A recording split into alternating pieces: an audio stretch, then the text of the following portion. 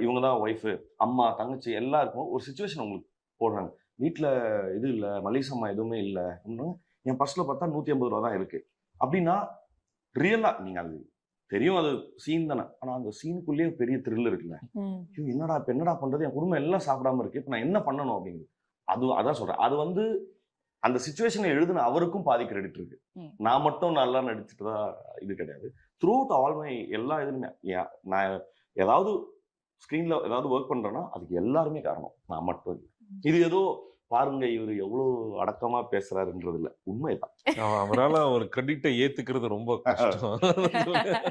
சரி, ஒரு விதத்துல அது ஓகே தான் நினைக்கிறேன்ல. அப்பதான் they get better in their work அப்படின்னு கரெக்ட் சொல்லுவாங்க. தான். ஆனா எனக்கு பயங்கரமா திட்டு விழும். ஏன்னா எனக்கு காம்ப்ளிமெண்ட்ஸ் அக்செப்ட் பண்ண தெரியாது.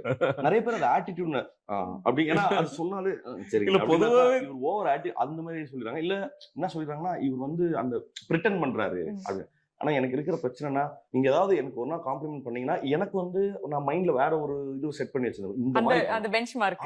அது மாதிரி பண்ணலங்கிறது மட்டும் தான் மைண்ட்ல இருக்கும்.